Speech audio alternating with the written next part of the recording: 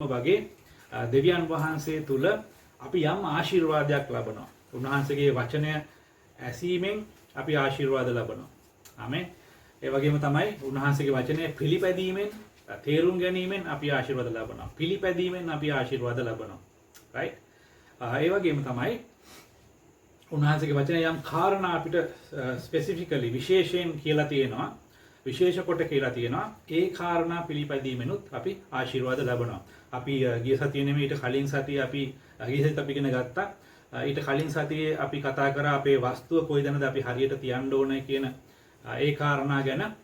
ඒක අපේ ජීවිතවල විශාල ආශිර්වාද ලබන තැනක්, ජීවිත වෙනස් කරන තැනක්.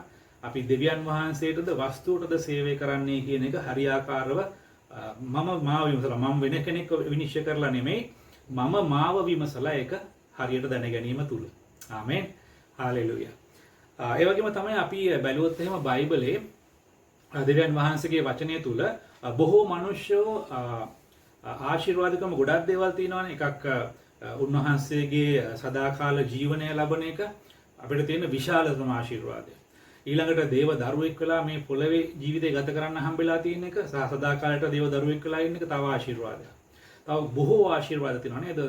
උන්වහන්සේ කියනවා අපි රාජකීය පූජක වංශයක්, සුද්ධ වූ සෙනගක්, ස්වර්ගයේ තානාපතියෝ මේ පොළවේ ඉන්න දෙවියන් වහන්සේට සේවය කරන්න පුළුවන් අපිට.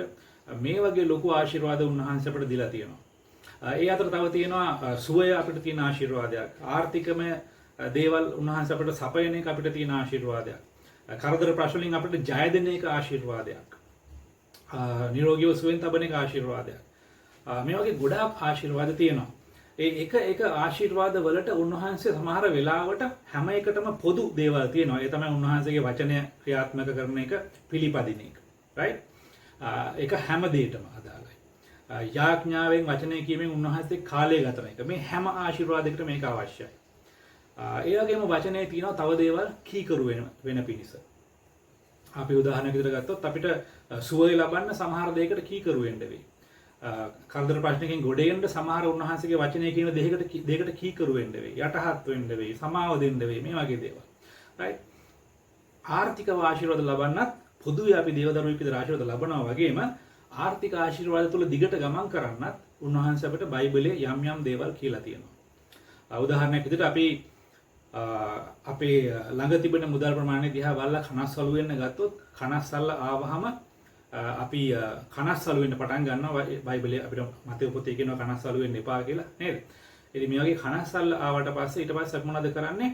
අපි මුදල් ගැන වඩා පරිස්සම් වෙන්න පටන් ගන්නවා. ඊට පස්සේ අපි දේව රාජ්‍යයට දෙන එක පොඩ්ඩක් වලකින්න බලනවා. නැත්නම් අඩුපාඩු කරගන්නවා ඒ තුල. right? එතකොට ඒ තුලින් තව ප්‍රශ්නවලට අපි ගමන් කරන්න යනවා. හරි? ඒ වගේ ඊළඟට ණය වීම වලට අපි ගමන් කරනවා. ණය වෙනවා. ඒ ණය බර ආවම අපි ආපහු කරදර වෙනවා. මෙහෙම අපි දිගින් දිගටම මේක නිකන් සර්කල් එකක් වගේ සමහර වෙලාවට නේද? අපිට ණය බර ආවහම අපි ආයෙ කනස්සලු වෙනවා. කොහොමද මේවා ගෙවන්නේ කියලා. කනස්සලු නාම තියෙන සල්ලි ටික කොහොම හරි හොඳට පාවිච්චි කරගන්න හිතනවා. අන්තිමට දෙවියන් වහන්සේට දෙන කොටසත් අපි මගේ හැර ගන්නවා. ඊට පස්සේ තව ආපහු ඒකෙන් තව හිරවීම වලට ආශිර්වාද නැති තත්ත්වවලටපත් වෙනවා. දිගින් දිගටම මේක සර්කල් එකක් වගේ දිගටම යනවා. නවත්තන්න පුළුවන් තැන් දෙකයි තියෙන. එකක් තමයි අපි කනස්සලු වෙන එක නවත්තන එක. යේසුස් වහන්සේ අපිට ඒක කිව්වා. ඊළඟට අපි දේව රාජ්‍යයට දෙන ක්‍රියාව ඉස්සරහට ගෙනියන එක. ওই තැන් දෙකෙන් තමයි අපිට මේක රවුම කඩා ගන්න පුළුවන් වෙන්නේ. මේ දිගටම යන දුප්පත්කමේ සර්කල් එක වගේ තියෙන එක නැති කරගන්න පුළුවන් වෙන්නේ අපිට එහෙමයි. right? ඉතින් උන්වහන්සේගේ වචනය අපිට ගොඩක් කතා කරා දීම ගැන. සමහර අය දීම ගැන කතා කරනකොට මේක මේ පරණ කිවිසුමේ එකක් අර එහෙම කියලා දසෙන් කොටස් ගැන කතා කරනකොට මේක පරණ කිවිසුමේ දෙයක් අර එහෙම කියලා කතා කරනවා. අපි ව්‍යවස්ථාවෙන් නිදහස්, අපි ව්‍යවස්ථාවට ඇති නැහැ. ඒ නිසා දසෙන් කොටස් දීම අපිට ඇති නැහැ කියලා කියනවා. නමුත් උන්වහන්සේගේ වචනය අපි දකිනවා දසෙන් කොටස් ගැන කතා කරනවා උන්වහන්සේ ව්‍යවස්ථාව එන්න කලින්. ඒ වගේම තමයි මේකෙන් ගොඩාක් දේවල් කවර් වෙනවා. අපි ඉස්සරහට චුට්ටක් එක බලාගෙන යමු. ඔබ දන්නවා හැමෝම මේ කතාව උප්පත්ති පොතේ 14 19 තියෙන එක. ඒක මම වැඩි විස්තර කරන්න යන්නේ නැහැ. උප්පත්ති 10 14 19 20 කියන පද තව චුට්ටකින් අපිව ඩිස්කනෙක්ට් වෙයි. එහෙම වුණාට පස්සේ අපි ආපහු සම්බන්ධ වෙමු. උප්පත්ති 14 19 අපි චුට්ටක් එතෙන්ට පෙරලා ගමු.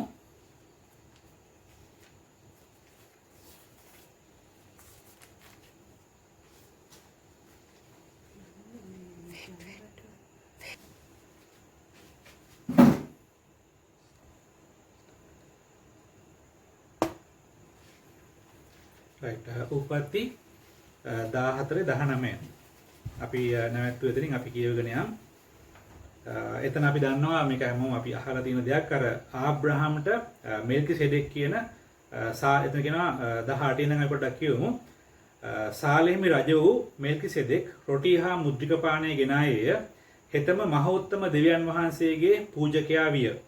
ඔහු ආබ්‍රහම්ට ආශිර්වාද කොට අහසත් පොළවත් හිමි වූ මහෝත්තම දෙවියන් වහන්සේගෙන් ආබ්‍රහම්ට ආශිර්වාද වේවා. නුඹේ සතුරන් නුඹේ අතට පාවා දුන් මහෝත්තම දෙවියන් වහන්සේට ප්‍රශංසා වේවායි කීය. ආබ්‍රහම්ද සියල්ලෙන් 10න් කොටසක් ඔහුට දුන්නේය. right? එතකොට මෙතන මේ සාලෙම්හි පූජකයා කියන එහෙමත් නැත්නම් අපි හිතන දන්නවා යේසුස් වහන්සේ ගැන කතා කරන්න කියලා පස්සේ බයිබලයේ හේබ්‍රු පොතේ ගැන අපිට පැහැදිලිව කියනවා නේද? යේසුස් වහන්සේ ගැන මේ කතා කරන්නේ උන්වහන්සේට ආබ්‍රහම් මොනවද කරේ 10න් කොටස දුන්නා. දැන් මේ වෙනකොට ව්‍යවස්ථාව දීලා නැහැ. right? ඊට පස්සේ අපි යමු උප්පත්ති 28. උප්පත්ති 28 20ට.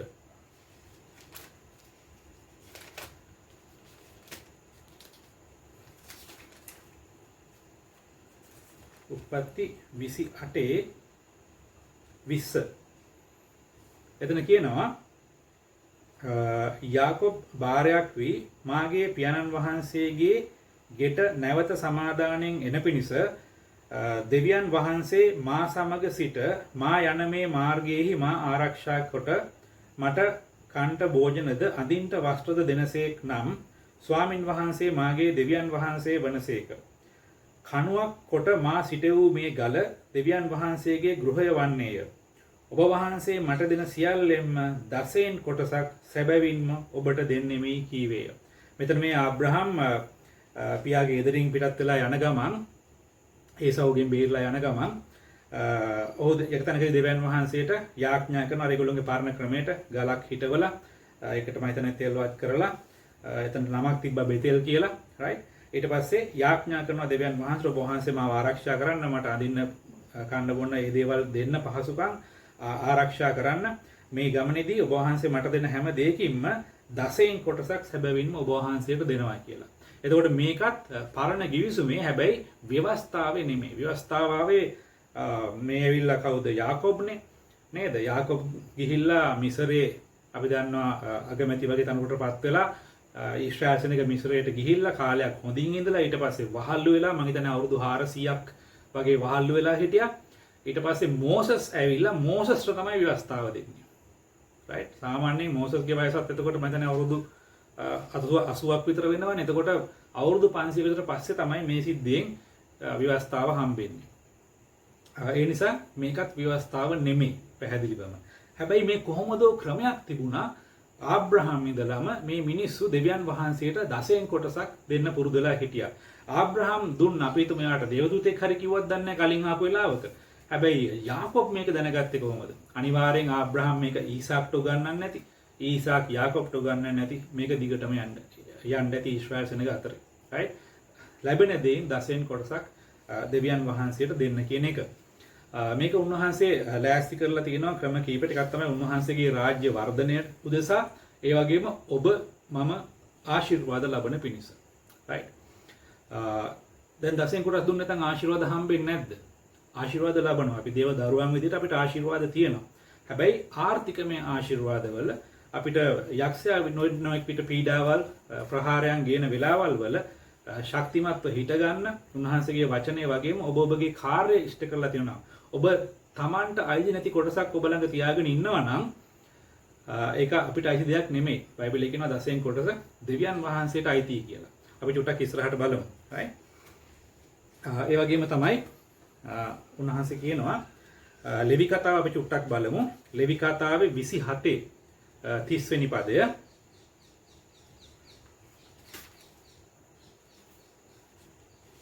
ලෙවි කතාව 27 වෙනි පරිච්ඡේදය. ඒකේ 30 වෙනි පදේ ඉඳලා 30 34 වගේ වෙනකන් අපි කියවමු. එතන කියනවා භූමියේ මුළු අස්වැන්නෙන් එනම් භූමියේ ධාන්‍යෙන්ද ගස්වල ඵලයෙන්ද සියල්ලෙන් දසයෙන් කොටසක් ස්වාමින් වහන්සේට අයිතිය. එය ස්වාමින් වහන්සේට ශුද්ධය.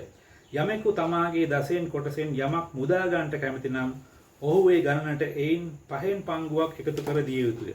කෙවිත යටින් යන්නා වූ සියලුම මුර්ගයන් වන ගව එළු බැටළු රැළවලින් දසයෙන් කොටස ස්වාමින් වහන්සේට ශුද්ධය. ඔහු විසින් ඌ හොඳද නරකද කියා සොයන්ට හෝ ඌ මාරු කරන්නට හෝ යුතු නැත. මාරු කළොත් ඌ සහ ඌට මාරු කරන එකත් ශුද්ධය.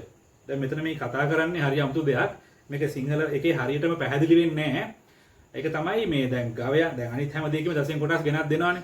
ඒ වගේ ගවයන්ගේ බැටළුවන්ගෙනුත් මේ ව්‍යවස්ථාව දුන්නට පස්සේ මේගොල්ලෝ දසයෙන් කොටස දෙන්න ඕන ඒගොල්ලන්ගේ හිටිය. તો අපි හිතමු කෙනෙක්ට ගවයෝ 100ක් හිටියා කියලා. නැත්නම් බැටළුවෝ 100ක් හිටියා කියලා. එයාට ඒ 100න් ඕන 10 දෙනෙක් තෝරලා දසයෙන් කොටස ඉදිරිය දෙන්න පුළුවන්කම තිබුණේ නැහැ. එතන පෙන්නනවා 10 වෙනි කෙනා දෙන්න කියලා. කුළුඳුලා දෙන්න. කුළුඳුලා දෙවියන් වහන්සේට පූජා කරන්න පුළුවන් නොයෙක් පූජාවල ඊට අමතරව 10 වෙනි සතාව තමයි දෙන්න ඕන. right 10 වෙනි කෙනා කියන්නේ 1 2 3 4 5 6 කියලා ගණන් කරගෙන ගිහිලා 10 වෙනියට එන ගවයා නැත්තම් බැටළුවා එයාව අයින් කරන්න ඕන. ඒ වගේ තමයි මේ 100ක් ඉන්න කෙනා තමන්ගේ 10 දෙනා තෝරගන්න ඕන. එතකොට එයාට බෑ අර 10 ගණන් කරලා 10 වෙනියට හොඳ සතෙක් නෙමෙයි සෞතු සතෙක් එතනින් දාන්න බෑ. කොර සතෙක් සෞතු සතෙක් එතනින්ට දාන්න බෑ. සාමාන්‍ය විදිහට හිටවලා ගණන් කරගෙන ගිහිල්ලා 10 වෙනි සතාව තමයි දෙන්න ඕන. right ඒක ඉංග්‍රීසි බයිබලයේ මේ ටික කියවදී හොඳට පැහැදිලිව තේරුම් ගන්න පුළුවන්. එතකොට ඒ සතා අපි හිතමු බැරි වෙලා හරි එයාගේ ඒ එක 10 වෙනියට ඉන්න ගවයා එයාට ඕනම කරන එක. අපි හිතමු මේ රැළේ ඉන්න හොඳට නගුලා අදින හොඳ ශක්තිමත්ම ගවයා. එහෙම නැත්නම් හොඳට කිරි දෙන හොඳම කිරි එළ දෙන. හරි මොනවා හරි මේ වගේ එයාට අත්‍යවශ්‍ය එකෙක් දී ගන්න බැරි තරම් එකෙක්. එතකොට එයාට එක ඔප්ෂන් එකක් තියෙනවා. ඒ වෙනුවට 5 ගුණයක් ගෙවන්න. right ඒ 10 වෙනියට ඉන්න ගවයා දසෙන් කොටස ඒක මට ඕන නම් එයාට තියාගන්න ඕනේ ප්‍රයෝජනෙ නිසා එයාගේ වැඩ කරගන්න නම් එයාව රිඩීම් කරගන්න මුදව ගන්න ඕන නම් මොකක්ද කියන්නේ 5 ගුණයක් එයින් පහෙන් පංගුවක් එකතු කර දිය යුතුය. right ඒ වගේ ඒ හරකා වෙනුවට තව 5 ගුණයක් දීලා තමයි එයාව නිදහස් කරගන්න ඕනේ. ඒක හරි වැදගත්. ඒ කියන්නේ ඒ හරියට දසෙන් කොටසම දෙවියන් වහන්සේට දෙන්න කියන එක එතන කියවෙනවා. right අලුත් ගිවිසුමේ වෙද්දි මේ දේවල් තව චුට්ටක් වෙනස් වෙනවා. අපි ඒක පස්සේ කතා කරමු. එතකොට මෙතන වැදගත්ම දේ තමයි 20 වෙනි පදය. භූමියේ මුළු අස්වැන්නෙන් එනම් භූමියේ ධාන්‍යෙන්ද ගස්වල ඵලයෙන්ද සියල්ලෙන් දසෙන් කොටසක් ස්වාමින් වහන්සේට අයිතිය. දැන් ඒ කාලේ ඒගොල්ලන්ට සල්ලි කොහෙන්වත් හම්බුන්නේ නැහැ නේ. වැඩ කරාම පඩි ගෙවන එකක් තියෙන්නේ නැති සාමාන්‍යයට. සාමාන්‍ය අස්වැන්න තමයි තිබුණේ. ඒව තමයි හුමාරු කරේ. ඒකෙන් 10න් එකක් දෙන්න කියලා කිව්වා. right මෙතන වැඩේ තියෙන්නේ ඒ 10න් කොටස දෙන්න නෙමෙයි කියන්නේ. මොකක්ද කියන්නේ? ඒ 10න් කොටස ස්වාමින් වහන්සේට අයිතිය. ඒක අයිති උන්වහන්සේට. ආමෙන්. ඒක දෙනවද නැද්ද කියලා හිතනකොට අපිට තීරණයක් නැතුව යනවා. මොකද ඒක වෙන කෙනෙකුට නම් අයිති මට තියාගෙන ඉන්න බෑ. මම ඒක දෙන්න ඕන. right අයිති උන්වහන්සේට ඒක ස්වාමින් වහන්සේට ශුද්ධයි. ඒ 10න් කොටස ස්වාමින් වහන්සේට ශුද්ධයි කියලා කියනවා. අයිතිය විතරක් නෙමෙයි ඒක උන්වහන්සේගේ ශුද්ධ වූ කොටස. උන්වහන්සේගේ කොටස. උන්වහන්සේට සම්පූර්ණ අයිති දෙයක්. right එතකොට බයිබලයේ මේ පරණ ගිවිසුම අධ්‍යයනය කරද්දී ඔබට තේරෙනවා මේ දෙවියන් වහන්සේට අයිති දෙවියන් වහන්සේට ශුද්ධයි කියලා කිව්වහම ඒක වෙන කෙනෙක්ට පාවිච්චි කරන්න බැරි තරම්. ඒකට වෙන කෙනෙක්ට අත ගහන්න බැරි තරම්. මොකද ඒක ස්වාමින් වහන්සේට ශුද්ධ නිසා. ආමෙන්. එතකොට බලන්න මේ 10න් කොටස මං දෙවියන් වහන්සේට දෙනවද නැද්ද නොදීනවද කියලා අතරම කල්පනා කරන්න අපිට අවස්ථාවක් උන්වහන්සේ දීලා නැහැ. ඒක උන්වහන්සේට අයිති සහ උන්වහන්සේට ශුද්ධයි. right? ඉතින් ඒ නිසා මතක තියාගන්න අපිට ඒ ගැන ඔප්ෂන් එකක් නැහැ. උන්වහන්සේ අපට දෙන්නේ සියල්ලම උන්වහන්සේ කියලා අපි විශ්වාස කරනවා නම් ඒ අපට අයිති එකෙන් අපිට උන්වහන්සේට අයිති එක් කොටස අපි දෙන්නම අවශ්‍යයි. අපට හම්බෙන සියල්ල දෙන්නේ උන්වහන්සේ. ඒකෙන් එකක් තියෙනවා, 10න් එකක් තියෙනවා උන්වහන්සේට අයිති. ඒක අපි උන්වහන්සේට දෙන්න ඕන. right? ඇයි? උන්වහන්සේ සියල්ල ඉතුරු 90ම අපිට දුන්න නිසා. ආමේන්. හාලෙලූයා. ඒක තුල එන ආශිර්වාද ඔබ දන්නවා දැන්ටම. අපි තොට මේ කාරණේ පොඩ්ඩක් බලමු. මේක මොන විදිහටද උන්වහන්සේ කතා කරේ කියලා. ඒතර මතක තියාගන්න පළවෙනි කාරණාව 10න් කොටස අයිති දෙවියන් වහන්සේට, ඒක උන්වහන්සේගේ ශුද්ධ වූ කොටස කියලා කියනවා. හාලෙලූයා. ඊළඟට අපි බලමු ගණන් කතාවේ 18:21. තව චුට්ටක් පස්සට යන්න. ගණන් කතාවේ 18:21.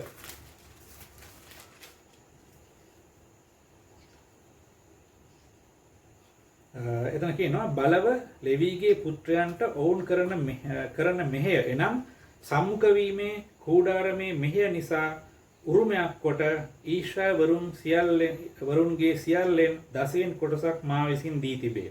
ඊශ්‍රායල් පුත්‍රයෝ පාපය දරා නොනසින පිණිස මෙතෙන් පටන් රැස්වීමේ කූඩාරම ළඟට පැමිණෙත්වා. එහෙත් ලෙවීවරුම සම්මවීමේ කූඩාරමේ මෙහෙය කර තමන්ගේ අපරාධ ගැන වග කියන්නෝය. ඒක නුඹලාගේ පරම්පරාවලට සදාකාල පනතක් වන්නේය. මම දිගටම කතා කරන් යනවා. ආතාව කියන ඊශ්‍රායල් පුත්‍රයන් අතරේ ඔවුන්ට කිසි උරුමයක් නොවන්නේය. මක් නිසාද එසවීමේ පූජාවන් කොට ඊශ්‍රායල් පුත්‍රයන් ස්වාමින් වහන්සේට ඔප්පු කරන 10න් කොටස ලෙවීවරුන්ට උරුමයක් කොට මා විසින් දී තිබේ. right? එතකොට ඒ කාලේ මේක ලෙවීවරුන්ට දෙන්න කියලා කිව්වා. අද අපි පොදුවේ කතා කරනවා ඒක දේව රාජ්‍ය වර්ධනයට පාවිච්චි කරනවායි කියලා. සභාවල වලට මිනිසයන් ගේන 10න් කොටස ඒ සභාවල නඩත්තු කටයුතු සහ ඒ දේවල් සඳහා පාවිච්චි කරනවා, වියදම් කරනවා. right? එතකොට බලන්න දෙවියන් වහන්සේගේ රාජ්‍ය වෙනුවෙන්, එතකොට මේ මිනිසයන්ට දෙවියන් වහන්සේ වෙනුවෙන් මදහත්කාරකම් කරන්න පත් කරලා තිබුණ මේ ලෙවී වංශයේ අයට විශේෂයක් තිබුණා. ඔවුන්ටම කියලා ඉඩම් තිබුණේ නැහැ. පළාතක් ගෝත්‍ර 12ට වෙන් කරද්දී ලෙවීවරුන්ට භූමියක් දුන්නේ නැහැ. ඒකට හේතුව තමයි ඔවුන් දේවමාලිගාවේ කටයුතු කරන්නේ.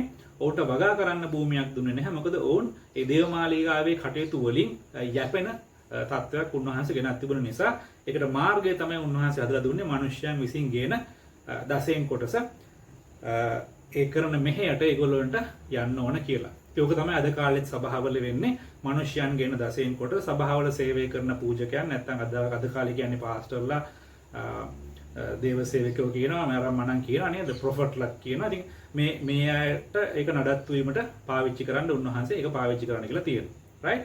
එතකොට දෙවෙනි කාරණාව, එතකොට මේ ඒ කාලේ නම් ලෙවීවරුන්ට නැත්නම් පූජකකම් කරන අයට, මිනිසයන් වෙනුවෙන් දෙවියන් වහන්සේ ඉදිරියේ මැදහත්කාරකම් කරන අයට සහ අද කාලේ ගත්තොත් මිනිසයන්ට දෙවියන් වහන්සේගේ සේවය කරන, උන් වෙනුවෙන් යාඥා කරන, වචනේ උගන්වන, ඉන්දියර සේවය සපයන මේ මොන දේ හරි ඒ අයට ඒක පාවිච්චි කරන්න කියලා උන්වහන්සේ වෙන් කරලා තියෙනවා. ඊළඟට 18ෙම 26 අපි චුට්ටක් බලමු. ගණන් කතාව 18ෙම 26. එතන තුන්වහන්සේ සාදුරට ඒ ගැන කතා කරනවා. තවද ස්වාමීන් වහන්සේ මෝසෙස්ට කතා කොට කියනසේක් තවද නුඹ ලෙවීවරුන්ට මෙසේ කියාපන්න. නුඹලාගේ උරුමය කොට මා විසින් ඊශ්‍රායල් පුත්‍රයන්ට දී තිබෙන 10න් කොටස නුඹලා ඔවුන්ගෙන් ගන්න කල එයින් 10න් කොටසක් ස්වාමින් වහන්සේට එසවීමේ පූජාවක් කොට ඔප්පු කරපල්ලා. නුඹලාගේ එසවීමේ පූජාව පාවරේ ධාන්‍ය මෙන්ද මීපැණිසේ පූර්ණකම මෙන්ද මිදිපැසේ පූර්ණකම මෙන්ද නුඹලාට ගණන් ගනු ලබන්නේය. මෙසේ නුඹලා ඊශ්‍රායල් පුත්‍රයන්ගෙන් ලබන නුඹලාගේ ඒ සියලුම 10න් කොටස් වලින් නුඹලාත් ස්වාමින් වහන්සේට එසවීමේ පූජාවක් ඔප්පු කර ස්වාමින් වහන්සේගේ එසවීමේ පූජාව පූජක වූ ආරොන්ට දීපල්ලා. දැන් එතකොට මේ ලෙවීවරුන්ට මේ සෙනග ගේන 10න් කොටස හම්බුනාම ඒගොල්ලන්ට ඒක තියාගන්න බෑ ඔක්කොම. ඒගොල්ලොත් ආශිර්වාද ලබන පිණිස ඒගොල්ලොත් ඒකෙන් 10න් කොටසක් දෙන්න ඕන. right? ඒක ආරොන්ට දෙන්න කිව්වා. එයා උත්තම පූජකයා නිසා අද දවසේ ගොඩක් වෙලාවට මේක පාවිච්චි වෙන්නේ සභාවෙන් කරන නොයෙක් සේවාවල් අපි හිතමු වැන්දඹුවන්ට දෙනේවා අමාරුවෙන් ජීවත් වෙන අයට දෙන දේවල් විශේෂයෙන් මේ පහුගිය කොරන්ටයින් කාලේ මිනිස්සුන්ට උදව් කරපු දේවල් ඒ නොයෙක් දේවල්ට ඒක පාවිච්චි කරනවා රයිට් එතකොට ඊශ්‍රායල් සෙනග දසෙන් කොටස් දෙනවා ඒක ගන්න ලෙවීවරුත් ඒ හම්බෙන එකෙන් ආය දසෙන් කොටසක් දේව රාජ්‍යයට වෙන් කරනවා රයිට් මේ විදිහට උන්වහන්සේ මේ ක්‍රමය ස්ථාපිත කරා හරියට මුල් කාලේ ඉඳලා මේ කියන්නේ මුල් කාලේ ඉඳලම සතියට දවසක් මිනිස්යන් දෙවියන් වහන්සේ ඉදිරියේ රැස්වීම උන්වහන්සේ ස්ථාපිත කරා වගේ එස්ටැබ්ලිෂ් කරා වගේ රයිට් ඒක එස්ටැබ්ලිෂ් කරලා තියෙන්නේ පරණ ගිවිසුමේ වේවා අලුත් ගිවිසුමේ වේවා යේසුස් වහන්සේගේ කාලේ වේවා නැත්නම් දැන් ක්‍රියාපොතේ අලුත් ගිවිසුමේ වේවා දැන් අපි ඉන්න මේ අලුත් ගිවිසුම් කාලේ වේවා මොන කාලේ වුණත් සතියට දවසක් දෙවියන් වහන්සේගේ සෙනග ඒක පරණ ගිවිසුමෙත් හඳුන්වන සභාව අලුත් ගිවිසුමෙත් සභාව මේගොල්ලෝ දෙවියන් වහන්සේ ඉදිරියේ පෙනී සිටීමක් තිබුණා. ඒක නැහැ කියන්නත් බෑ ඒකට විරුද්ධ වෙන්නත් අපිට බෑ. රයිට්? ඒ පෙනී සිටියා වගේම උන්වහන්සේ ඒ කාලේ ඉඳන්ම නියම කරා තමන්ට දෙවියන් වහන්සේ දෙන දෙයින් උන්වහන්සේගේ කොටස ගෙනල්ලා දේව රාජ්‍යයට නැත්තම් දේව මාලිගාවට ගෙනල්ලා දෙන්න කියලා. right එතකොට දෙන්න කියලා මේවා කරා. අපි තව එකක් බලමු. ද්විතීය කතාව ගැන. ද්විතීය කතාව පොතේ 12 වෙනි පරිච්ඡේදයේ ඔව් ද්විතීය කතාව 12 වෙනි පරිච්ඡේදයට අපි යමු.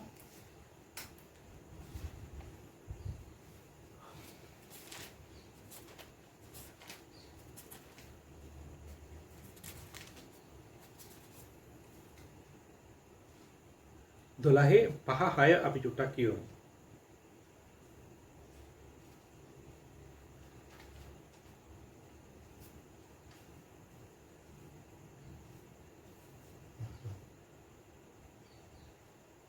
right 12:5:6 ද්විතීය කතාව. එතන කියනවා නුඹලාගේ දෙව් ස්වාමින් වහන්සේ තමන් නාමය තබන පිණිස නුඹලා සියලු ගෝත්‍ර අතරින් තෝරා ගන්නා ස්ථානය වන උන්වහන්සේගේ වාසස්ථානයට ළඟා වී එහි පැමිණියල්ලා. නුඹලාගේ දවන පූජාද යාග පූජාද දසයෙන් කොටස්ද නුඹලා අතරෙහි එසවීමේ පූජාවන්ද නුඹලාගේ බාරද නුඹලාගේ ස්වේච්ඡා පූජාද නුඹලාගේ ගවයන්ගේත් එළුබටළුවන්ගේත් කුළුඳුලන්ද එහි ගෙනවුත් නුඹලාගේ දෙව් ස්වාමින් වහන්සේ ඉදිරියෙහි කා නුඹලාගේ දෙව් ස්වාමින් වහන්සේ නුඹලාට අනකල ආශිර්වාද කළ නිසා නුඹලා අත තබන සියල්ල ගැන නුඹලාට නුඹලාගේ ගෙයි වැසියෝද ප්‍රීති වේල්ලා. right එතකොට මෙතන කියනවා දසයෙන් කොටසට අමතරව තව දේවල්. අපි දන්නවා ඊශාය සෙනගට තිබුණා වෙන ගොඩාක් පූජාවල්. ඒවා මම ඔක්කොම මෙතන කතා කරන්න දාගත්තේ නැහැ. එකක් තමයි සුති පූජා කියලා තිබුණා, පාප පූජා කියලා තිබුණා. මේ වගේ ගොඩාක් පූජාවල් තිබුණා. මෙතන කීපයක් සඳහන් කරනවා නුඹලාගේ දවන පූජාද, යාග පූජාද, ඒ කියන්නේ පාප වෙනුවෙන් කරන පූජා, දසයෙන් කොටස්, නුඹලා අතරෙහි එසවීම පූජා, දෙවියන් වහන්සේට ප්‍රීතියෙන් ඒගොල්ලෝ ගෙනල්ලා ඔසවන පූජාවල්, සුති පූජාවල්, බාර ස්වාමීන් වහන්සේ මේ දේ කරොත් මම වහන්සේට මේ වගේ දෙයක් කරනවා කියලා ඒ කාර්යය මිනිස්සු බාර වුණා. අර දැන් කාලේ ගිහලා රුපියලක් ගැට ගහන ඒ බාර නෙමෙයි. හොඳේ. ඒගොල්ලෝ පොරොන්දුවක් වුණා දෙවියන් වහන්සේට. ඒක ඇවිල්ලා ඉෂ්ට කරන ඒ පූජාවල්. එතකොට තා මොනවද කියන්නේ? නුඹලාගේ ස්වේච්ඡා පූජා, තම කැමැත්තෙන් දෙන පූජාවල්. right? පූජාද නුඹලාගේ ගවයන්ගේ දෙළුවන්ගේද එළුවන්ගේද කුළුදුලන් මේ ආකාර නොයෙක් පූජාවල් උන්වහන්සේ නියම කරා. දසයෙන් කොටස උන්වහන්සේ කියන්නේ ඒක දෙන්න ඕනේ. ඒක අමුතුවෙන් කතාවක් නැහැ. ආයෙ ගැන උගන්වන්න දෙයක් නැහැ උන්වහන්සේ. උන්වහන්සේට අය අමතරව කියනවා තව මේ වගේ දේවල් පූජා කරන්න දෙවියන් වහන්සේ ඉදිරියේ. ඇයි? ඒ හැම දෙයකම ප්‍රකාශ වෙනවා අපි දෙවියන් වහන්සේ අපිට සපයනවා කියලා විශ්වාස කරනවා සහ උන්වහන්සේ මත අපි යැපෙනවා කියන එක විශ්වාස කරනවා කියන එක. right? විශ්වාස නැත්තම් දෙන්නේ නැහැ. right? එතකොට ඊළඟට කියනවා ද්විතීය කතාවෙම 14 ද්විතීය කතාවේ 14:22 අපි චුට්ටක් බලමු.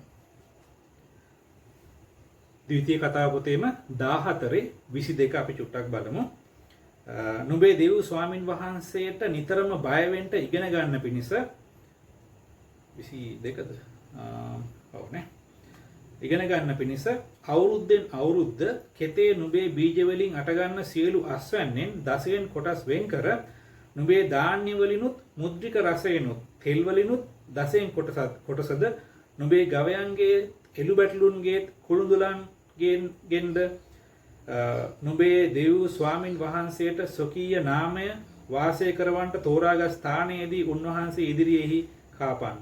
නුඹේ දෙව් ස්වාමින් වහන්සේ නුඹට ආශිර්වාද කරන කල්හි උන්වහන්සේ ස්වකීය නාමය තබන්නට තෝරා ගන්න ස්ථානයේ නුඹට දුර නිසා ඒවා ගෙන යන්නට බැරි ලෙස ඒ ගමන නුඹට දුර වැඩි නම් ඒවායේ මිලදී ඒ මුදල නුඹේ අතේ බැඳගෙන නුඹේ දෙව් ස්වාමින් වහන්සේ තෝරා ගන්නා තැනට ගොස් නුඹේ හිතට රුචි වන කොයි දෙයක් නමුත් එනම් ගවයන් හෝ බැටළුවන් හෝ මුද්‍රික පානය හෝ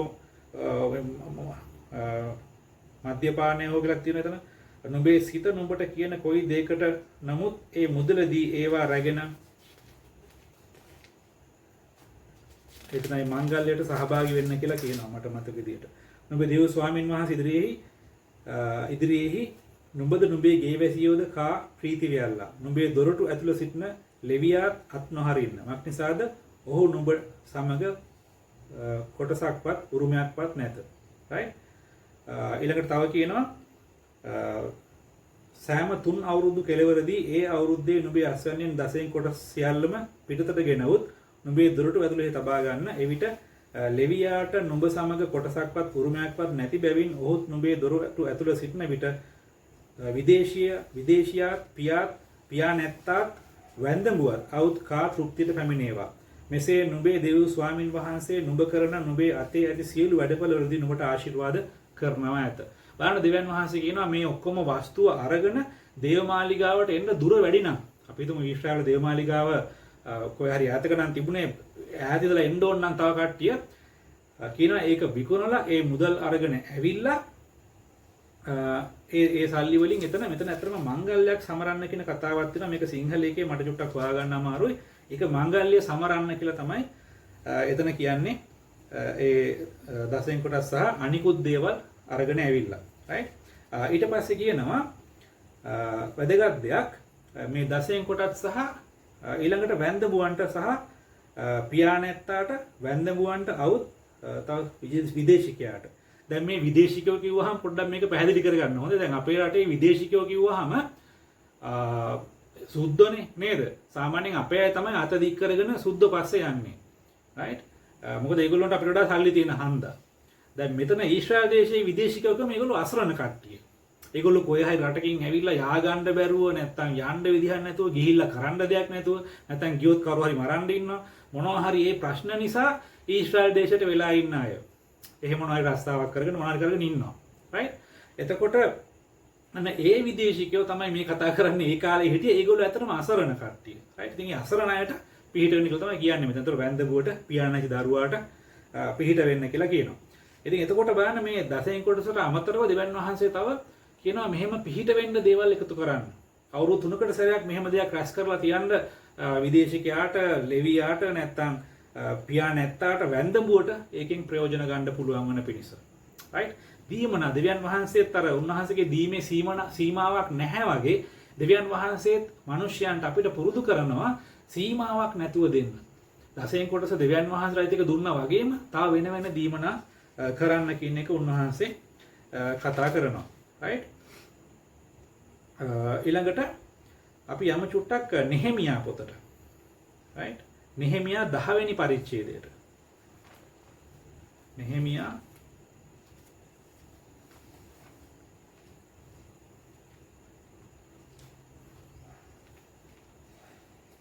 10 වෙනි පරිච්ඡේදය. නෙහෙමියා 10 35 37 පොඩ්ඩක් අපි බලමු. නෙහෙමියා 10 35. එතන මෙන්න මෙහෙම කියනවා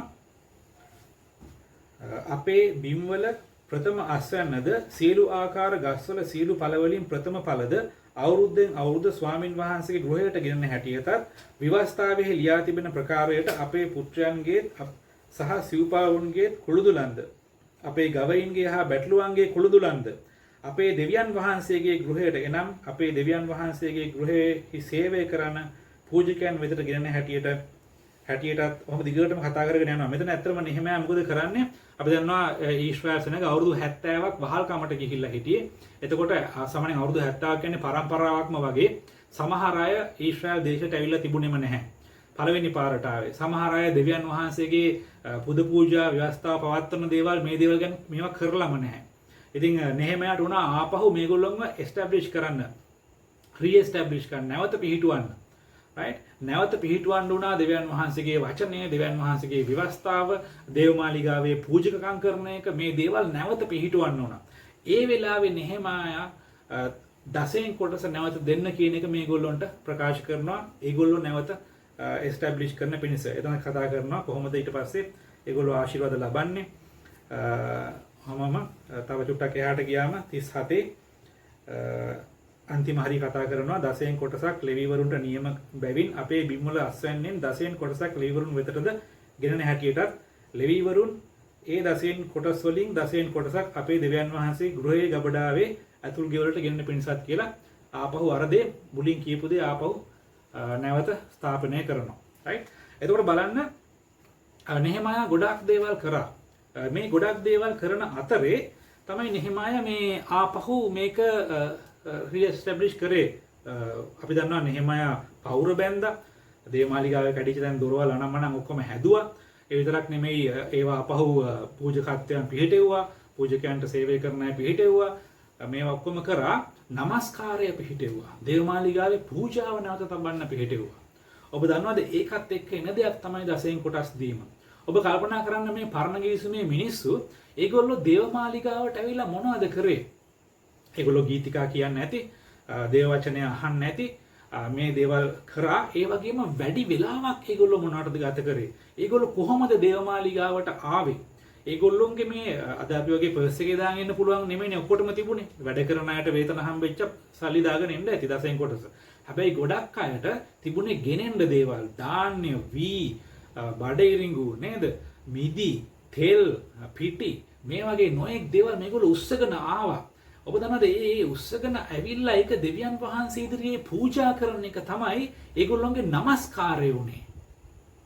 තව විදිහින් කියනවා ඒගොල්ලොන්ගේ දසයෙන් කොටස නැත්තම් දෙවියන් වහන්සේගේ කොටස නැත්තම් දෙවියන් වහන්සේගේ ශුද්ධ වූ කොටස උස්සගෙන ඇවිල්ලා ඒක දෙවියන් දේවමාලිගාව ඉදිරියේ තියලා පූජා කරන එක. ඔබ දන්නවද ඒක ඒගොල්ලන්ගේ දසයෙන් කොටස වෙලා ඒගොල්ලන්ගේ নমස්කාරය වෙලා තිබුණා. ඒගොල්ලෝ নমස්කාර කරේ එහෙමයි පූජා ඔප්පු කරලා.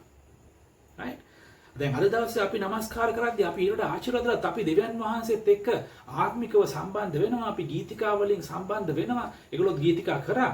නමුත් ගීතිකා වලින් සම්බන්ධ වෙන්නේ නැති. නමුත් වැඩි හරිය ඒගොල්ලෝ මේ පූජාව තමයි දෙවියන් වහන්සේ ඉදිරියේ ඔප්පු කරපු নমස්කාරය. right ඉතින් අද දවසේ අපි ගීතිකා කියලා මේ දේවල් කරලා අපි ආත්මිකව ආත්මයෙන් নমස්කාර කරන්නම් දෙවියන් වහන්සේ හොයනවා කියලා අලුත් ගිවිසුමේ කිව්වනේ නේ. ඒතර අපි ආත්මිකව নমස්කාර කරනවා වගේම අපට භෞතික දේවල් තියෙනවා උන්වහන්සේව নমස්කාර කරන්න. අපි ආත්මිකව ක්‍රිස්තුස් වහන්සේත් එක්ක ක්‍රිස්තුස් වහන්සේ අපි තුල අපි ක්‍රිස්තුස් වහන්සේ තුල අපි සම්බන්ධ වෙලා යනවා වගේම ඔබ දන්නවා අපිට භෞතිකවත් ක්‍රිස්තුස් වහන්සේත් එක්ක සහභාගීකමක් තියනවා දරන්න. ඒ මොකද්ද? අපි මේ දැන් ටිකට කලින් කරපු සුද්ධ සහභාගීකම. ඒක භෞතික දෙයක්. අපි භෞතිකව රොටි කෑල්ලක්, භෞතිකව මිදිවුෂට සමාන දෙයක් අපි අරගෙන මේ සහභාගීකම උන්වහන්සේත් එක්ක දරනවා. අපි ආත්මිකවත් උන්වහන්සේක සහභාගීකම් දරනවා, භෞතිකවත් උන්වහන්සේත් එක්ක සහභාගීකම් දරනවා. ඉතින් ඒ වගේ තමයි අපි ආත්මිකව උන්වහන්සේව নমස්කාර කරනවා. අපිට දසයෙන් කොටසෙන් දෙවියන් වහන්සේව নমස්කාර කරන්න පුළුවන්. ඒක හැබැයි ඔබ ඒ ගෞරවය ඇතුව වෙන් කරලා ඔබ ඒක දෙවියන් වහන්සේගේ ශුද්ධ වූ කොටස නිසා, ඒක දෙවියන් වහන්සේට අයිති කොටස නිසා අපි මේ විදිහට ඒක උන්වහන්සේට ගෞරවය ඇතුව අරගෙන ඉන්න අවශ්‍යයි. ඒක নমස්කාරයක්. දේවමාලිගාවේ වැඩි වෙලාවක් වැඩි කාලයක් ගත වුණේ මේ ආකාරණයක පූජාවන් වලට. අපි බැලුවොත් එහෙම අපි ඉස්සරහට පදයක් බලලා එමු. මලාකි පොතේ 3 වෙනි පරිච්ඡේදයේ 10 නෙමෙයි 8 right 10 බලන්න කලින් අපි 10 දන්නවා නේද? මලාකි තුනේ 10 ගව ගමන් දන්නවා 10 කොටස් කියන තමයි කියන්නේ කියලා. හරි. 8 චුට්ටක් බලමු. එතකොට අපිට ටිකක් තව තේරුම් ගන්න පුළුවන් මේ 10 තියෙන බරපතලකම මොකක්ද කියලා. මලාකි 3:8. එතන කියනවා මිනිසෙක් දෙවියන් වහන්සේගෙන් කොල්ල කනවා ඇද්ද? නමුත් නුඹලා මාගෙන් කොල්ල කන්නහුය.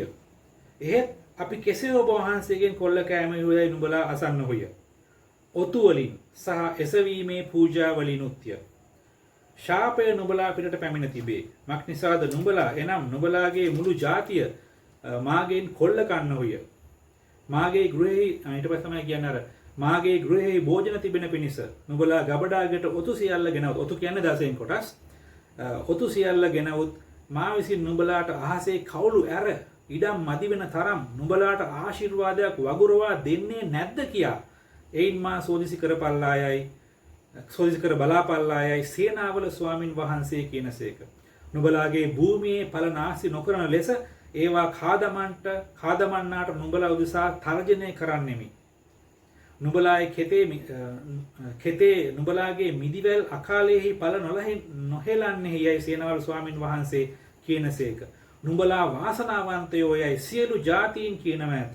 මක් නිසාද නුඹලා පියකරු දේශයක් වන්නහු යයි සේනාවල ස්වාමින් වහන්සේ කියනසේක. බුදුන් අපි මේ 10 වෙනි පදේ විතරයි අපිට මේ මම හිතන්නේ ගොඩක් මිනිස්සු කතා කරලා තියෙන්නේ. මොකද මේ 10 කොටස ගෙනත් දෙන්න කියලා කියන්නේ. නමුත් ඒකේ පිටිපස්සේ තියෙන ආශිර්වාදය බලන්න. දෙවියන් වහන්සේ ඉස්සෙල්ලාම කියනවා මිනිස්සෙකුට පුළුවන් ද දෙවියන් වහන්සේගෙන් කොල්ල කන නැත්තම් හොරකම් කරන්න. පුළුවන් ද හොරකම් කරන්න? දෙවියන් වහන්සේට ලං වෙන්නේවත් කොහොමද අපි දෙවියන් වහන්සේගෙන් හොරකම් කරන්නේ? හැබැයි ප්‍රශ්නේ තියෙන එක දෙයක්. දෙවියන් වහන්සේ ළඟ නැති උන්වහන්සේ අපිට දීලා තියෙන උන්වහන්සේගේ දේවල් තියෙනවා. ඒවා අපිට හොරකම් කරන්න පුළුවන්. දෙවියන් වහන්සේගේ තමයි තියෙන්නේ උන්වහන්සේ ළඟ නෙමෙයි. තියෙන්නේ අපි ළඟ අපිට දීලා උන්වහන්සේ. මොකක්ද ඒ? 10න් කොටස. උන්වහන්සේ කිව්වා 10න් කොටස මාගේ. ඒක මට සුද්ධයි. අපි ඒක අරගෙන වෙන දේවල් කරනකොට මගේ සහෝදරයා සහෝදරිය අපි දෙවියන් වහන්සේගෙන් කොල්ල කනවා හොරකම් කරනවා වෙනවා. උන්වහන්සේ කියන නුඹලා මාගෙන් කොල්ල කනවා ඒත් අපි කෙසේ ඔබ වහන්සේගෙන් කොල්ල කන්නේ මුදයි නුඹලා අසන්නහුය. ඔතු වලින් සහ එසවීමේ පූජාවල නිත්‍ය. ඊට කියනවා ශාපේ නුඹලා පිටට ඇවිල්ලා තියෙනවා. දේශයේ උන්වහන්සේ නාස්ති කරනවා මෙහෙම දේවල්. ඊට පස්සේ තමයි උන්වහන්සේ කියන්නේ මාගේ ගෘහයේ භෝජන තිබෙන පිණිස. ඔතු අරගෙන ඇවිල්ලා ඒක දේව මාලිගාවට දෙන්න. ඇයි දෙන්න කියන්නේ? උන්වහන්සේ තව කියනවා කොහොමද උන්වහන්සේ ආශිර්වාද කරන්නේ? උන්වහන්සේ කියනවා මා විසින් නුඹලාට අහසේ කවුළු ඇර ඉඩම් මදි වෙන තරම් නුඹලාට ආශිර්වාදයක් වගුරවා දෙන්නේ නැද්ද කියා එයින් මා සෝදිසි කර බලාපල්ලායයි සේනාවල ස්වාමින් වහන්සේ කියනසේක. ස්වර්ගයේ කවුළු විවර කරලා අපේ තියෙන ඉඩ කඩන් අටු කොටු පිරීලා ඉතිරිලා යන. අද දවසේ නම් අපි කියමු අපේ බැංක් account පර්ස් මේ සල්ලි රැස් කරන තැන් මේවා පිරීලා යන්න තරම්. දැන් ඒකට තෘෂ්ණාවක් ඇති කරගන්න එපා හොඳේ. පිරීලා යන්න තරම්. උන්වහන්සේ ආශිර්වාද කරනවා කියලා කියනවා. right? එතකොට මොකද කියන්නේ තව දෙන්නේ නැද්ද කියලා මා සෝදිසි කර බලපලා දෙවියන් වහන්සේව සෝදිසි කරන්න එපා කියලා මුළු බයිබලයේම කියනවා. නමුත් දෙවියන් වහන්සේ මෙතන කියනවා 10න් කොටස මට දීලා බලන්න. මගේ ගෘහයට ගෙන්න බලන්න. මං ආශිර්වාද කරන්නේ නැද්ද කියලා මාව සෝදිසි කරලා බලන්න. ටෙස්ට් කරලා බලන්න කියනවා. right? බලාපල්ලායේ සේනාවල ස්වාමින් වහන්සේ කියන නුඹේ භූමියේ ඵල නාස්ති නොකරන ලෙස ඒවා කාදමන්නාට නුඹලා උදෙසා තර්ජනය කරන්නෙමි. ඔබ දන්නවද අපේ ගොඩක් වෙලාවට අපි හම්බ කරනවා හැබැයි ගොඩක් මනුෂ්‍යන්ගේ ජීවිත බැලුවම කෙලවරක් නැහැ. මහන්සිය කෙලවරකුත් නැහැ, හම්බ කරනවා කෙලවරකුත් නැහැ, ණය කෙලවරකුත් නැහැ. right? හැබැයි උන්වහන්සේ කියනවා මොකද්ද? නුඹේ භූමියේ ඵල නාස්ති නොකරන පිණිස නාස්ති කරන්නේ නැති වෙන්න කාදමන්නාට නුඹලා උදෙසා තර්ජනය කරනවා. දෙවියන් වහන්සේ කියනවා මම ඒවා නාස්ති කරන්නට එන අයක්ෂ ආත්මවලට නැත්තම් කාදමන්ට එන ආත්මවලට මම තර්ජනය කරනවා නුඹලා උදෙසා. හාලෙලූයා. හාලෙලූයා. අපි දන්නවා අපේ ව්‍යාපාර කරන අය ගොඩක් වෙලාවට දේවල් කරනවා, මහන්සි වෙනවා, ප්‍රතිඵල ටිකයි. බලාපොරොත්තු වෙනවා මේක හරියට මෙහෙම හරියන්න ඕනේ. හැබැයි අන්තිමට හම්බෙනකොට ප්‍රතිඵලය වෙනස් වෙලා. right? ඒ වගේම තමයි රැකියා කරන අය මහන්සි වෙනවා, රැකියා කරනවා, කැපවීමෙන් වැඩ කරනවා, ඔක්කොම කරනවා, වෙන කෙනෙක්ට ප්‍රොමෝෂන් එක හම්බ වෙනවා. right? කාදමන්න ඇවිල්ලා ඒවට අත ගහනවා. ඇයි? අපිට අයිති නැති දෙයක් අපි ළඟ තියන් ඉන්නකොට අපි ඒක හොරකමක් කරා වෙනවා. දෙවියන් වහන්සේගෙන් හොරකම් කරා වෙනවා. ඒ නිසා තමයි අපි උන්වහන්සේ කොටස උන්වහන්සේට ගෙනත් දෙන්න ඕන. උන්වහන්සේ පොරොන්දු වෙනවා. උන්වහන්සේට මේ කොටස කොහොමත් අයිති. කොහොමත් උන්වහන්සේගේ. හැබැයි උන්වහන්සේ කියන එක දුන්නම උන්වහන්සේ අහසේ කවුළු විවර කරලා ආශිර්වාද කරනවා ඉතිරිලා පිරලා යන්න. right? අකාලේ අපි අපේ ශ්‍රමය මෙතන කියන්නේ මේ නුඹලාගේ කෙතේ මිදිවැල් අකාලේ පලන නොහෙලන්නේ නුඹලාගේ භූමියේ පලන ආශිර්වාද. ඒ කියන්නේ අපි කරන මහන්සි වෙන දෙයට ප්‍රතිඵලයක් නැද්ද? උන්වහන්සේ කියනවා 10න් කොටස මං වෙත ගේන්න. එතකොට මම ඒක බලා ගන්නවා. අපිට බලා ගන්න බැරි දෙයි මම බලා ගන්නවා. ඔබගේ රැකියාව ව්‍යාපාරය දිහා ඔබට හැම වෙලේම ඇස්සරන් බලන් ඉන්න බෑනේ. නමුත් ඔබ ඇස් වහන් ඉන්න වෙලේ ඔබ චුට්ටක් ඔබගේ කටයුතු වල යෙදෙන වෙලේ දෙවියන් වහන්සේ කාදමන්නාට අන කරනවා අපි උදෙසා කියලා උන්වහන්සේ කියනවා. ආමෙන්. එහෙම හොඳයි නේද? හාලෙලූයා. ඒ වගේම උන්වහන්සේ කියනවා අපේ මිදිවැල් අකාලේ ඵල වැටෙන්නේ නැහැ. සමහරවිට අපි මහන්සි වෙනවා නේද? අපි ෆිසිකලි ගස් හිටවන්නේ හරියට ගහක් හිටවලා ඒක ලොකු වෙනකන් වර්ධනය කරලා මල් ඇවිල්ලා මල් පරිස්සම් කරලා බෙහෙත් ගහලා සත්තුන්ගෙන් ආරක්ෂා කරගෙන right ඊට පස්සේ ඔන්න ගෙඩි ඇවිල්ලා ඒවා ටිකක් දවසෙද්දි අකාලේ වැටිලා මාස ගාණක් වෙච්ච මහන්සිය වතුරේ ලක්ෂ ගාණක් වේදම් කරපු ඒ වතුරේ සමහර වෙලාවට දෙවියන් වහන්සේ කියනවා එහෙම වෙන්නේ නැහැ මගේ කොටස දෙනවා නම් දෙවියන් වහන්සේට ඇති කොටස උන්වහන්සේට ගේන්න කියලා උන්වහන්සේ කියන්නේ ඒකයි. right? නුඹලා වාසනාවන්තයෝ සිළු ජාතීන් කියන ඇත. හාලෙලූයා. හාලෙලූයා. මේ ආශිර්වාදය උන්වහන්සේ අප වෙනුවෙන් ලෑස්ති කරලා තියෙනවා. right? ඒතකොට බලන්න ඒ වගේම තමයි උන්වහන්සේ අපිට කියනවා මම පෙරලන්න යන්නේ නැහැ. ඔබ දන්න පද මේවා. උන්වහන්සේ කියනවා ද්විතීය කතාවේ 8:18 ඒක ලියා ගන්න පස්සේ ඔබ බලන්න ද්විතීය කතාවේ 8:18 එතන කියනවා ස්වාමින් වහන්සේ තමයි වස්තුව ලබා ගන්න බලය දෙන්නේ කියලා. God is the God who give power to get wealth කියලා කියනවා. වස්තුව ලබා ගන්න පිණිස බලය දෙන්නේ දෙවියන් වහන්සේ. right? ඒ වගේම උන්වහන්සේ කියනවා අපි මේ පදේ චුට්ටක් බලමු. මේක වැදගත්. ද්විතීය කතාවේ 16:16 ද්විතීය කතාවේ 16:16 අපිට තව විනාඩි දෙකක් තියෙනවා. ඊට පස්සේ කට් වෙයි. අපි ආපහු join වෙමු අපේ වචනේ ඊටු ටික ඉවර කරලා අපි යාඥා කරලා මේ කාලය අවසන් කරන්න. හොඳේ? තව විනාඩි දෙකකින් විතර කට් වෙයි. එතකන් අපි අහගෙන යමු ද්විතීය කතාවේ 16.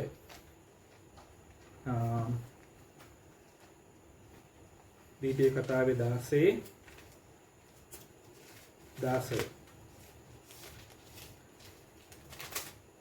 එතන කියනවා අවුරුද්දට 3 වරක් එනම් මුහුන් නොදෙමු රොටි මංගල්‍යයේදී සති මංගල්‍යයේදී කූඩාරම් මංගල්‍යයේදී නුඹලා සියලු පිරිමි නුඹේ දේව ස්වාමින් වහන්සේ තෝරාගත් ස්ථානයට පැමිණ උන්වහන්සේ ඉදිරියේ පෙනෙන්න ඕනෑය. ඔහු ස්වාමින් වහන්සේ ඉදිරියේ හිස් අතින් නොපෙනී නුඹේ දේව ස්වාමින් වහන්සේ නුඹට දී තිබෙන ආශිර්වාදයේ හැටියට එකිනෙකා තම තමාගේ පුළුවන්කම ප්‍රකාර දීමනාවක් ඇතුව පෙනී සිටීවා. දෙවියන් වහන්සේ කියනවා මේ පුරුෂෝ හැමෝම අවුරුද්දට සැරයක්ද? අවුරුද්දට 3 වරක්. අවුරුද්දකට 3 වතාවක් උන්වහන්සේ ඉදිරියේ ඇවිල්ලා පෙනෙන්න ඕනේ. එහෙම පෙනෙන්න එනකොට හිස් අතින් එන්න එපා. උඹට දීලා තියෙන හැටියට ඔබට ආශිර්වාද කරලා තියෙන හැටියට උන්වහන්සේ ඉදිරියේ තබන්ට යමක් අරගෙන එන්න කියලා කියනවා. ඒක ප්‍රමාණය කියලා නෑ. නමුත් do not come empty handed කියලා කියනවා. දෙවියන් වහන්සේ ඉදිරියට එනකොට. ඒ වගේම දාවිත් රජතුමා කිව්වා අපි එකත් බලමු. දැන් සමහර විට කට්ටේ ඔබ මේ බයිබල් පදේ පෙරලා ගන්න.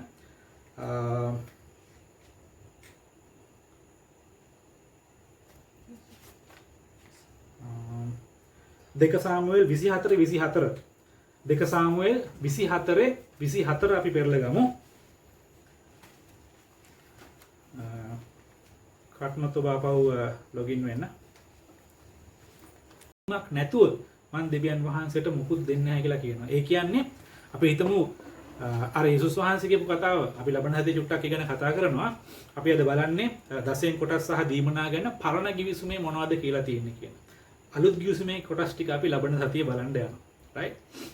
කොහොමද මේ අලුත් ගිවිසුමේදී වෙනස් වෙන්නේ සහ ප්‍රායෝගිකව කොහොමද අපිටින් වෙන්න ඕන කියන එක. සරලව පොඩි උදාහරණයක් ගත්තොත් යේසුස් වහන්සේ කියපු කතාව අර වැන්දඹුවගේ කාසිය ගැන. ඒ කාසි දෙක දැම්මහම යේසුස් වහන්සේ කිව්වා අය අනිත් සියල්ලන්ටම වඩා වැඩිපුර දැම්මා කියලා. කාසි දෙකක් කොහොමද අනිත් වලට වැඩි වෙන්නේ? සමහර අය ෂෙකෙල් දාන්න ඇති, රිදී ෂෙකෙල් දාන්න ඇති, රත්තරන් දාන්න ඇති. රයිට්?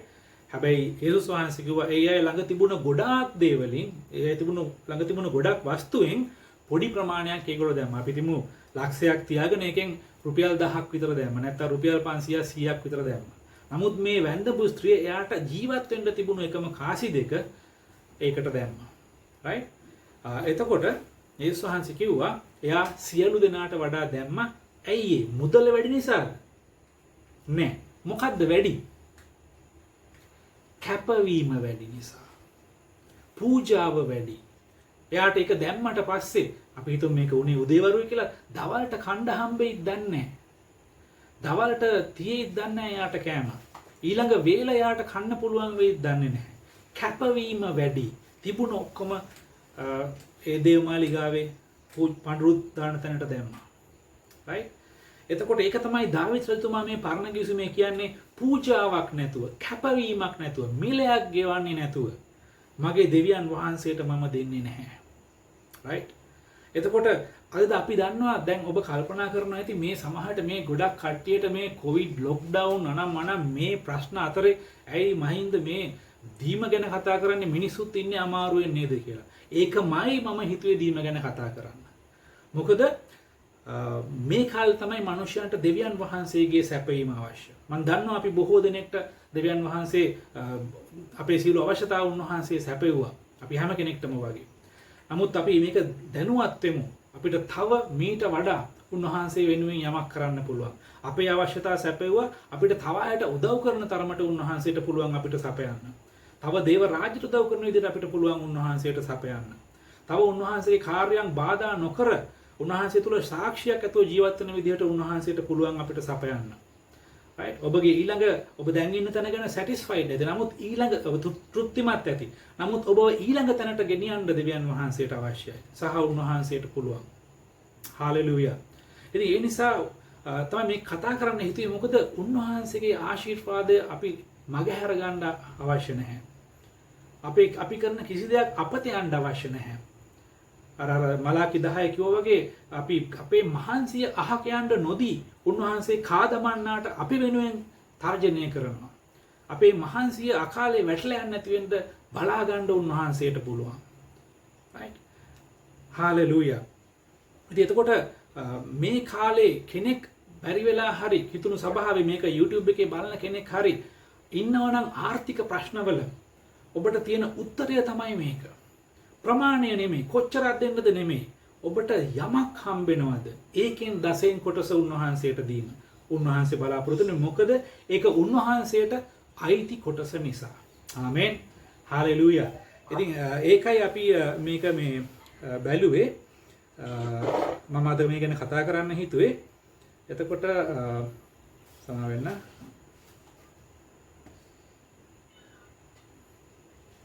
මේ ගැන කතා කරන්න හිතුවේ මොකද? ඒක ඔබට ආශිර්වාදයක් නිසා.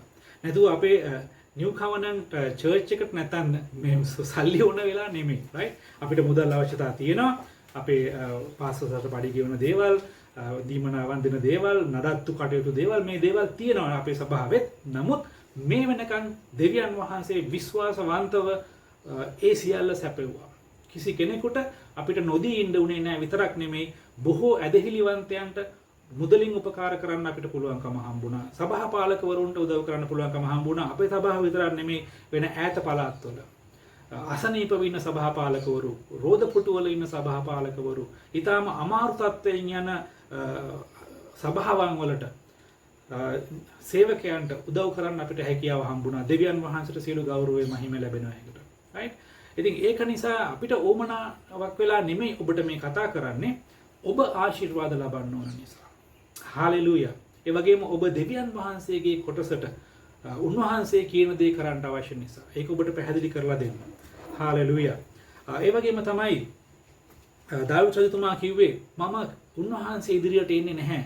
උන්වහන්සේට පූජා ඔප්පු කරන්නේ නැහැ. මිලයක් නැතුව. දැන් මොකද්ද මේ ඔප්පු කරන්නේ නැහැ කිව්වේ දාවිද්? පූජාවක්. ඒ කියන්නේ ඒ කාලේ මිනිසුන්ගේ নমස්කාරය. දාවිද් මිලයක් නැතුව දෙවියන් වහන්සේව নমස්කාර කරේ නැහැ. ඒගොල්ලෝ අද අපි වගේ ගීතිකා කියලා নমස්කාර කරා, විශේෂයෙන් දාවිද් ගීතිකා කියලා දෙවියන් වහන්සේව নমස්කාර කරා. නමුත් සාමාන්‍ය ඊශ්‍රායල් නැත්තම් මේ යුදෙව් ක්‍රමය අනුව පූජා වලින් දෙවියන් වහන්සේට තමයි ඒගොල්ලෝ নমස්කාර කරනවා කියලා පිළිගත්තේ. රයිට්? එතකොට මේ নমස්කාර කරන පූජාවත් මිලයක් නොගෙව මම කරන්නේ නැහැ කියලා තමයි දාවිද් කිව්වේ. හාලෙලූයා. අපි අර පාස් නිශාන්තේ ගීතිකාව ගායනා කරනවා නේද? අර දාවිද් ගැන කියන ගීතිකාවේ මිලයක් නැති පූජාවෙන් ඔන්නෝ මොකද කියලා. රයිට්? එතකොට බලන්න මේ নমස්කාරයට සම්බන්ධයි ඍජුවම මේ දීම. රයිට්? ඒක ඍජුවම සම්බන්ධ දෙයක් අපේ දසයෙන් කොටස් සහ දීමනාවන් උන්වහන්සේ වෙතට ගෙනෙන එක. රයිට්? ඒක අපි උන්වහන්සේට කරන নমස්කාරයක්. උන්වහන්සේට ගෞරව කිරීමක්. කොටින්ම අපි ඒකෙන් ප්‍රකාශ කරනවා ස්වාමිනී මේ ඔක්කොම මට දුන්නේ ඔබ වහන්සේ. ඒකේ තියෙනවා ඔබ වහන්සේට අයිති කොටසක්. ඒක මට තියාගන්න පුළුවන්. නමුත් නෑ ස්වාමිනී මම කොල්ල කන්නේ මම හොරෙක් වෙන්නේ මම ඔබ වහන්සේගේ දසයෙන් කොටස ඔබ වහන්සේට ගෙනත් දෙනවා. මොකද ඒක දසයෙන් කොටස ඔබ වහන්සේට අයිති විතරක් නෙමෙයි. ඒක උන්වහන්සේගේ ශුද්ධ වූ කොටස කියලා කියනවා. ඒක උන්වහන්සේට ශුද්ධයි. නොඑක් ඉගැන්වීම් තියෙනවා මේ දසයෙන් කොටස් සම්බන්ධව. මේක පරණ ගිවිසුමේ ඒක පරණ ගිවිසුමේ දෙයක්. හැබැයි විවස්ථාවේ දෙයක් නෙමෙයි. විවස්ථාවේ කිව්වා ආපහු කිව්වා විවස්ථාවේ මෝසස්ට දෙද්දී. හැබැයි ඊට කලින් අපි දන්නවා අපිට අනිත්‍යයත් කරන්න ඇති වුණ තරම්. හැබැයි අපි දන්නවා අඩුම දෙන්නෙක් සාක්ෂි දෙකක් තියෙනවා ස්ථිර වෙන්න. ආබ්‍රහම් දසයෙන් කොටස් දුන්නා, යාකොබ් දසයෙන් කොටස් දුන්නා. රයිට්?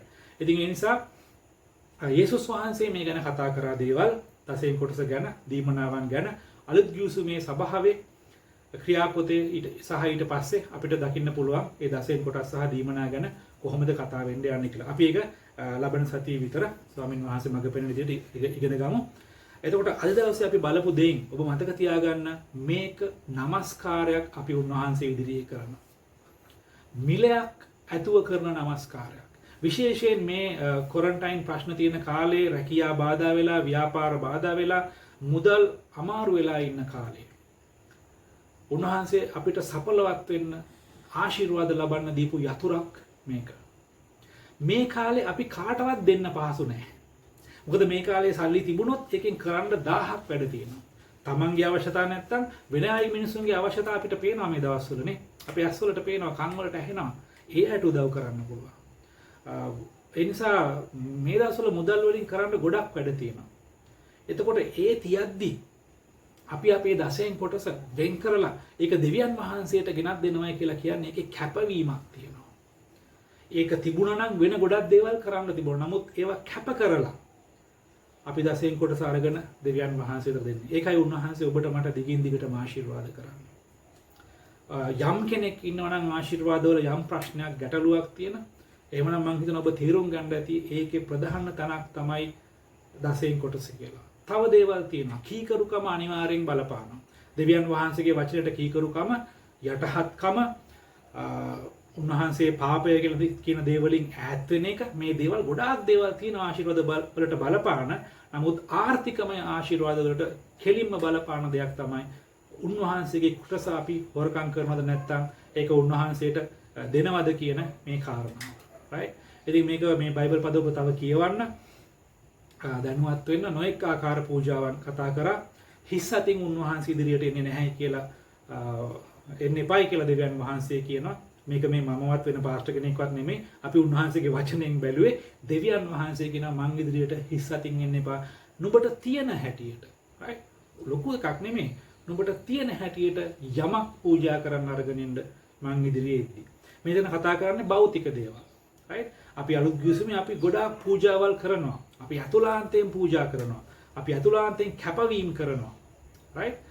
ඒ පූජා වීමත් ගොඩාක් වැඩි. ඒ වගේම උන්වහන්සේ භෞතිකවත් අපිත් එක්ක කතා ගනුදෙනු කරනවා, තනිකර ආත්මික නෙමෙයි. right? යේසුස් වහන්සේ වගේ. උන්වහන්සේ ජීවමානව අපිත් එක්ක ගනුදෙනු කරනවා. හැබැයි ආත්මිකව ගනුදෙනු කරනවා. හැබැයි භෞතිකව කමියුනියන් එකකුත් උන්වහන්සේ අපිට ලෑස්ති කරලා තියෙනවා. ආමෙන්. හාලෙලූයා. හොඳයි මම හිතනවා ඔබ මේ වචනයෙන් ආශිර්වාද ලබන්න ඇති කියලා. අපි යාඥා කරමු මේ සම්බන්ධව මේ වෙනකන් අපි මේ දැනගත්ත කාරණා ටික පරණ කිවිසුමෙන් විතරයි අපි බැලුවේ. මේ වෙනකන් මේ දැනගත්ත කාරණා ටික තුල අපිට යමක් හදා ගන්න තියෙනවා නම් අපි ඒක හදාගමු. යමක් ගැන උන්වහන්සේගෙන් සමාව ඉල්ලන්න නම් අපි උන්වහන්සේගෙන් සමාව ඉල්ල ගමු. මොකද උන්වහන්සේ කියපු දෙයට වඩා ඉහළින් තව දෙයක් නැහැ. නොඑක් මතදරන ගුරුවරුන් ඔබට මුණ ගැහිලා ඇති. නමුත් මේ දෙවියන් වහන්සේගේ වචනය විවස්ථාවම නෙමෙයි. විවස්ථාවත් යේසුස් වහන්සේ අවශ්‍ය කරා කියන අදහස් කරන්නේ සම්පූර්ණ කරා කියන එක. ඒක අහක් කරලා දාන්න නෙමෙයි සම්පූර්ණ කරා උන්වහන්සේ. අපි බලමු ලබන හතියේ කොහොමද උන්වහන්සේ මේ සම්බන්ධ කාරණා ගැන අලුත් කිවිසුමේ කතා කරන්න කියලා. අපි යාඥා කරමු අද ස්වාමීනි අපට උපකාර කරන්න මේ සම්බන්ධව කුඩා කාරණාවල් අපේ ජීවිතවල හදා ගන්න අපිට උපකාර කරන්න කියලා අපි යාඥා කරමු. මොකද ඒක අනිවාර්යෙන් සම්බන්ධයි ඔබගේ ජීවිතයේ තිබෙන ආර්ථික ආශිර්වාද කෙරෙහි. ආමෙන්. හාලෙලූයා. ප්‍රශංසා වේවා ස්වාමිනී. අපි වහන්සේට සියලු ගෞරවය, මහිමය, ප්‍රශංසාව දෙනවා ස්වාමිනී. ඔබ වහන්සේ අප සමග ඉන්න අපගේ ජීවමාන දෙවියන් වහන්සේ නිසා ස්තුතියි. ඔබ වහන්සේ ආබ්‍රහම්ගේ, ඊසාක්ගේ, යාකෝබ්ගේ දෙවියන් වහන්සේ නිසා ස්තුතියි ස්වාමිනී. ඔබ වහන්සේ ඊශ්‍රායල්ගේ ශුද්ධ තනන් වහන්සේ නිසා ස්තුතිවන්ත වෙනවා ස්වාමිනී. අද දවසේ ස්වාමිනී අන්න ජාතිකයන්ව හිටිය අපව ඔබ වහන්සේ සන්තක සෙනගක් කරගත්ත නිසා, ඔබ වහන්සේගේ ශුද්ධ වූ ජාතියක් කරගත්ත නිසා, ඔබ වහන්සේගේ අනපනත් මාර්ග ආඥා ආරක්ෂා කරන සෙනගක් බවට ඔබ වහන්සේ පත් කරගත්ත නිසා ස්තුතිවන්ත වෙනවා ස්වාමින් වහන්සේ.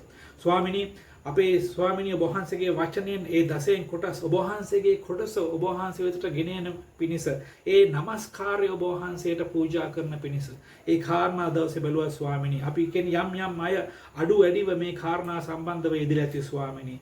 අපි අතින් වුණ වැරදි අඩුපාඩුකම් ගැන ඔබ වහන්සේ අපට සමා වෙන්න ස්වාමින් වහන්සේ. ස්වාමිනී අද පටන් ඉදිරියට ඔබ වහන්සේගේ දසයෙන් කොටස ගැන විශ්වාසවන්ත වෙන්න. ඔබ වහන්සේගේ කොටස සොරකම් නොකරන්න. ස්වාමිනී ඔබ වහන්සේගේ ශුද්ධ වූ කොටස ඔබ වහන්සේට වෙන් කරන්න ඔබ වහන්සේ අපට ආශිර්වාද කරන්න ස්වාමිනී. හාලෙලූයා. ප්‍රශංසා වේවා ස්වාමිනී. මහිමය වේවා ස්වාමිනී. ගෞරව වේවා ස්වාමිනී. අපි හැම කෙනෙක් ඔබ වහන්සේගේ හස්තයට බාර වෙනවා. ඔබ වහන්සේ අපව යම් කාර්යයකට කැඳෙව්වද ස්වාමිනී.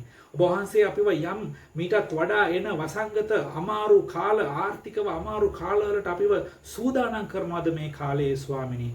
එයට ස්වාමිනී අත්තිවාරම තබන්න ඔබ වහන්සේ දවසේ අපි හැමෝට උපකාර කරන්න ස්වාමින් වහන්සේ. අද ඔබ වහන්සේගේ දීමනාවට කීකරුව ස්වාමිනී ඒ විවෘත ස්වර්ගයක් ඇතුව ඇවිදින පිණිස මේ පොළවේ ජීවත් වන පිණිස ඔබ වහන්සේගේ ආශිර්වාද අප කෙරෙහි ඉඩ කඩන් අටකොටු පිරි ඉතිරි යන්න ඔබ වහන්සේ වගුරවන පිණිස ඒ වගේම ස්වාමිනී කාදමන්නාට ඔබ වහන්සේ අප වෙනුවෙන් තර්ජනය කරන පිණිස අපගේ ශ්‍රමය මහන්සිය දවස් මුදල් අකාලේ වැටෙන්නේ නැති වෙන්න ස්වාමිනී ඔබ වහන්සේ අපට ආශිර්වාද කරන්න දුන්න මේ යතුරු නිසා ස්තුතිවන්ත වෙනවා ස්වාමිනී. අපි හැම කෙනෙක් ඔබ වහන්සේගේ හස්තයට බාර වෙනවා ස්වාමිනී. යේසුස් ක්‍රිස්තුස් වහන්සේගේම බලවන්ත නාමයෙන්. ආමෙන්. හාලෙලූයා. අදයි මේ මොහොතේ අපි යාඥා කරමු ශ්‍රී ලංකා දේශය සහ ඊශ්‍රායල් දේශය උන්වහන්සේගේ අතට බාර කරලා ඔබගේ දීමනා ගැනත් අපි යාඥා කරමු. මම හිතනවා ඔබ යම් දීමනාවක් උන්වහන්සේ වෙතට ඔබගේ හිතෙන් හෝ ලෑස්ති කරලා ඒක අයින් කරගෙන ඇති. ඒක මේ වෙලාවේ සිහි කරගන්න. ඔබට හැකි වෙලාවට ඒක ඇවිත් උන්වහන්සේගේ දේවමාලි චර්ච් එකට එක දෙන්න. අපි බොහෝ වෙලාවට ලබන සතියේ අපිට රැස් වෙලා වැල්ලවත්තේ රැස් වෙලා දේව මෙහෙය පවත්වන්න පුළුවන් වෙයි. අපි ඒක පොඩ්ඩක් සතියේ මැද වෙනකොට තීරණය කරලා ඔබට කලින් දැනුම් දෙන්නම්. ඒ වගේම තමයි ලබන සතිය වෙනකොට රැස් වෙන්න අපි බලාපොරොත්තු වෙනවා. ඒ වගේම මම ඔබත් එක්ක කතා කරන්නම් අපිට එහෙම කරන්න පුළුවන්ද කොහොමද කියලා ඒ දේවල් අපි කතා කරමු. දැනට ඒ ගැන මතක තියාගන්න යාඥා කරන්න. ඉතින් ඔබගේ දසයෙන් කොටස් අපි සූදානම් කරගන්න අපි ගැනත් යාඥා කරමු. අපි ඉස්සර ශ්‍රී ලංකාව ගැන යාඥා කරමු. හාලෙලූයා. ස්වාමිනී අපි වහන්සේට සියලු ගෞරවය, මහිමය, ප්‍රශංසාව වහන්සේට දෙනවා ස්වාමිනී. මේ දේශය නිසා අපි වහන්සේට ස්තුතිවන්ත වෙනවා. ස්වාමිනී වහන්සේ මේ දේශයේ ඉන්න හැම මිනිසෙකුට ප්‍රේම කරන දෙවියන් වහන්සේ නිසා ස්තුතිවන්ත වෙනවා. ස්වාමිනී වහන්සේ අපවත් නොහරින දෙවියන් වහන්සේ නිසා ස්තුතියි ස්වාමිනී. මේ දේශයට ස්වාමිනී ඉන්න මිනිසයන් වෙනුවෙන් වහන්සේ කල්වරි කුරුසියේ පූජා වෙමින් ඔවුන්ගේ පාපයේ මිලය ගෙව්ව නිසා ස්තුතියි ස්වාමිනී. අද දවසේ ස්වාමිනී ඔවුන් තවත් ඒ පාපයේ රැහැන්වල බැඳුම්වල දුක් විඳින්න අවශ්‍ය නැහැ ස්වාමිනී. ඒ අයව නිදහස් කරගන්න පිණිස ස්වාමිනී ඔබ වහන්සේගේ මේ පණිවිඩය රැගෙන ඒ අයට වෙතට යන පිණිස ඔබ වහන්සේගේ සභාවට ආශිර්වාද කරන්න. ඔබ වහන්සේගේ මේ ශ්‍රී ලංකා දේශයේ තිබෙන මුළු සභාවට ඔබ වහන්සේ ආශිර්වාද කරමින් ඔබ වහන්සේ කෙරෙහි අදහන ඔබ වහන්සේට යාඥා කරන ඔබ වහන්සේගේ නාමය කෙරෙහි විශ්වාස කරන ඒ හැම කෙනෙක් අපි ඔබ වහන්සේගේ හස්තයට බාර කරනවා. ඔවුන් ඔබ වහන්සේගේ ආත්මයෙන් වචනයෙන් බලයෙන් සන්නද්ධ කරමින් මේ දේශය පුරා ගෙන යන්නට කියලා අපි යාඥා කරනවා.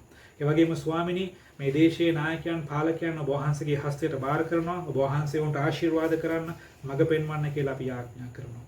ස්වාමිනී යේසුස් වහන්සේ ඔබ වහන්සේ මේ දේශයට ඉහළින් ස්වාමින් වහන්සේ නිසා ස්තුති කරනවා.